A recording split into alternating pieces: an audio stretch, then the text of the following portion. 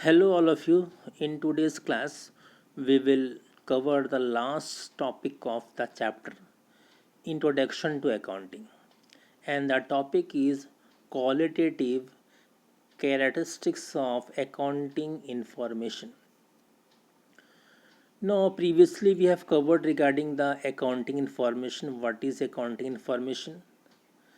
And the last topic, that is qualitative characteristics, means what characteristics accounting information must have so that it will be more useful or more understandable by the users of accounting information.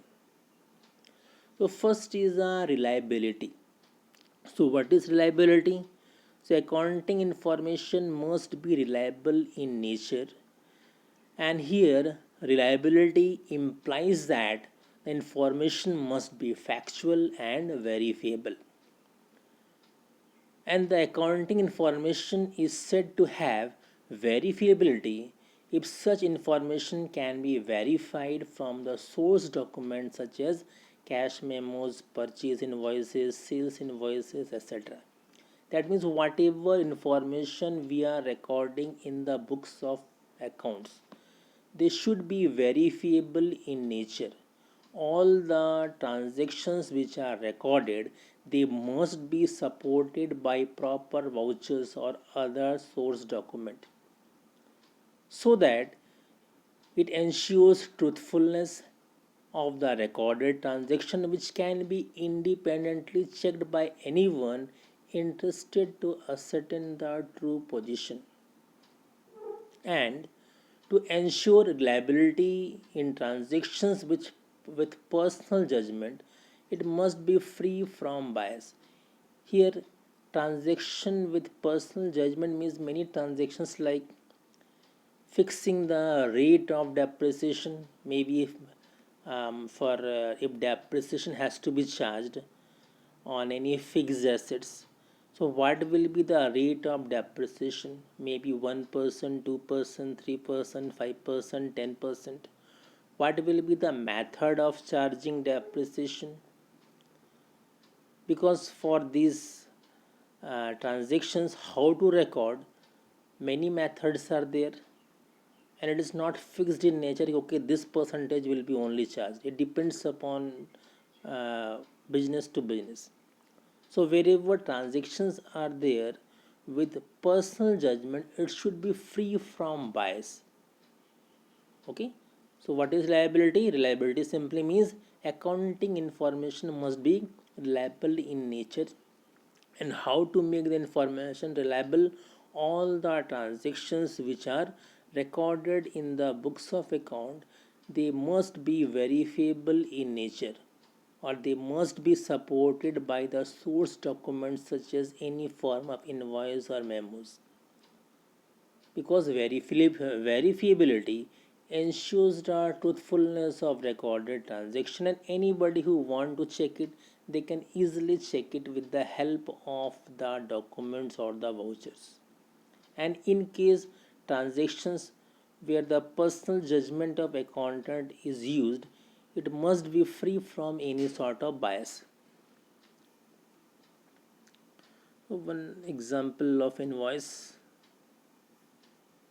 The next is the relevance. So accounting information depicted by financial statement must be relevant to the objective of enterprise. Unnecessary and irrelevant information should not be included in financial statement. To be relevant, information must be capable of making difference in decision. That is, it must help the management, investors, creditors, and other users of accounting information in making decisions. Because when we record the information in the books of account, lot of informations are there. So unnecessary and irrelevant information should not be included in financial statement.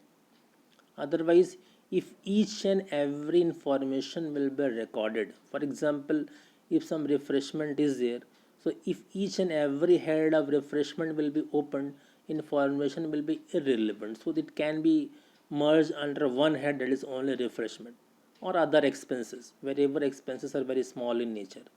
And here relevant means that information must be included in the books of account which is capable of making any decision. With the help of that information, one will be able to make some decision.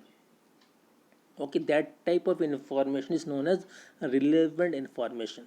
For example, if you are going to maybe Delhi, and you want to catch a train, and you are new to maybe Sipat, and you want to board the train and you are not knowing, so what can be the relevant information? Suppose they're asking from you how I should board the train, how I am supposed to go to Delhi. So what information will be relevant to you? What are the various timing of the trains at Bilaspur station? If you are going by bus, what is the time for buses here? If you are not boarding the bus, what are the other private vehicles numbers that will be I will provide to you, so that in case you will book the that vehicle and you will reach to the station. So this will be the relevant information. If I'll give information regarding, okay, what is the temperature of the Bilaspur, okay, how many shops are there in NTPC, but it is of no use to you.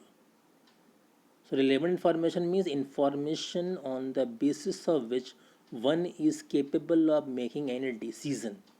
That information is known as a relevant information. According to that information, one can make some decision. Okay, that is known as relevant information. So all informations which is capable of making difference in decisions, the management, investors, creditors, with the help of this information, they can take crucial decisions. The type of informations are known as relevant information. So generally accountant usually faced with the problem of choosing the relevant data from mass data, because the needs of different users may be different. Now again, various stakeholders are there in a company: employees, bankers, investors. So just to choose which data will be relevant for which sort of user, it is a very difficult task. Because for example, information required by a banker, information required by an employee, information required by the investors, information required by the creators, all will be different. So difficulty arises in deciding as whose needs should be given priority. So while taking a decision in this matter, accountant will be guided by the concept of truth, justice, and fairness. So whatever information he will put, it should be based on the concept, should be true, justifiable in nature, and fair information should be provided to all the users of accounting information. And here if we summarize, the most key term is relevant. Any information which is capable of making difference in decision, if you are having that information, it will help you in making some crucial decision. That is known as relevant information. Then next is understandability. So accounting information should be presented in such a simple and logical manner that they are understood easily by their users such as investors, lenders, employees, etc. That means we should present the accounting information in such a way that even the person who don't have the knowledge of accounting terminology, they will be also able to understand them without much difficulty. So that's why whenever the accounting informations are prepared, in all the accounting informations nowadays, an explanatory notes or notes to account, it is also there, which gives complete information of all the accounting information. If current assets are there, what are the various type of current assets along with the value? If capital is there, equity, share capital, preference shares capital, their amount, everything is there. That means just by reading the notes to account, even a person who don't have a very good knowledge of accounting, they will be also able to understand it. So what we call it, even a layman will be able to understand what is accounting. So in that manner, simple manner, the accounting should be prepared. Because actually what is accounting? It is a bundle of information. And if the information is presented in a complex way so that nobody is able to understand, it is of no use. Information is useful only when those who are the users of accounting information, they will be able to understand the information, they will be able to use the information, they will be using the information in making their decisions. Then only the information will be termed as a good one or effective one. So, general topics which should not be included in explanatory notes are the methods of depreciation, methods of valuation of inventory, etc. So these explanatory notes makes the financial statement more useful and understandable. So when the next is the comparability. So accounting information, they must be comparable in nature, because comparability is a very useful quality of accounting information. So the financial statement should contain the figure of previous year along with the figure of current year, so that current year's performance can be compared with the past performance. Because nowadays, whenever you are visiting any of the maybe Sanskriti club or here, or you go for all e-paper of economics times, if you go through the financial statement, always figure of current year as well as the figure of previous year will be provided, so that they will be comparable in nature. We can compare whether a firm is growing, it is declining, or any loopholes are there. So similarly, if the financial statement should be prepared in such a way that profitability and the financial position of the concern may be compared with the other concern of the similar type.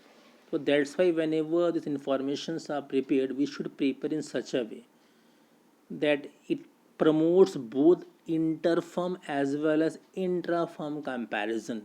We will be able to compare the performance of a firm of 2 3 years, as well as we'll be able to compare the performance of a firm with the another firm. So it promotes both inter-firm and intra-firm comparison, because comparison, it reveals the strong and the weak point of business entity. And one more thing is that comparability is possible when different firms in the same industry adopt same accounting principles from year to year. Because when accountancy is prepared, again many principles, many methods, concepts, conventions are used. So we should see that whatever methods, principles a firm is using, it should be uniform. They should not change it frequently. Otherwise, comparability will not be possible. Comparison will not be possible.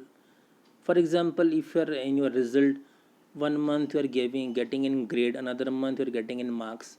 So what will happen? You will not be able to compare, because one statement is in the form of grade and another is in the form of marks. So how you will compare? You will able to compare only if you are getting the marks in the form of grade consistently, or you're getting in the form of marks numbers. So you can compare, okay, a, then maybe a1, so okay, you are improving. But you are getting a, then you're getting next one time in the form of marks as 80. So how you will compare? So that's why whenever any methods, any principles are used, it should not be changed frequently unless and until it is very important for the benefit of the firm. Because if frequent changes are there, in that case comparison will not be fruitful and comparison will be difficult also. So this is the way nowadays accounting informations are prepared.